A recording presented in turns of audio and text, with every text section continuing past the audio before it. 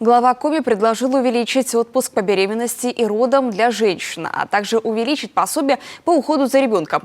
С демографическими инициативами он выступил на расширенном заседании секретариата Всемирного Русского Народного Собора.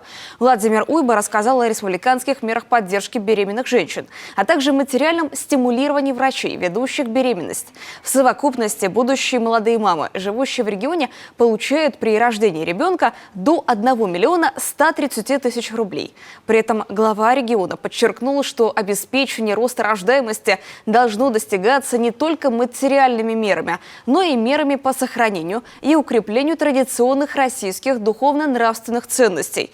Владимир Уйба внес предложение от региона по совершенствованию федерального законодательства, регулирующего вопросы материнства и детства.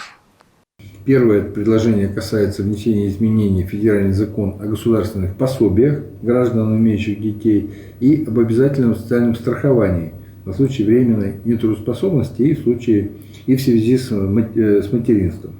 Мы предлагаем увеличить пособие по уходу за ребенком до 1,5 лет. Сейчас женщины получают 40% от своего среднего заработка, независимо от того, какого по счету ребенка женщина рожает.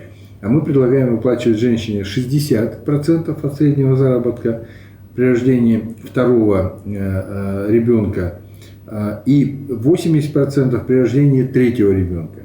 А при рождении четвертого или последующих детей выплачивать все 100%, то есть полностью сохранять среднюю заработную плату, пока женщина находится в отпуске по уходу за ребенком.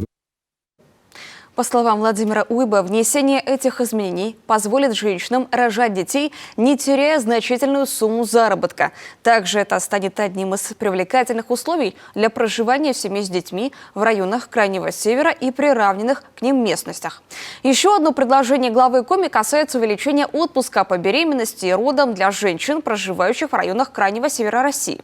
Сейчас этот отпуск длится 140 календарных дней, а при многоплодной беременности 194 дня. Владимир Уйба предложил предоставить право женщине выйти в декрет с 5-го месяца беременности, то есть за 120 дней до родов. Такая мера обусловлена особыми суровыми климатическими условиями севера и продолжительностью светового дня, что влияет на здоровье будущих мам.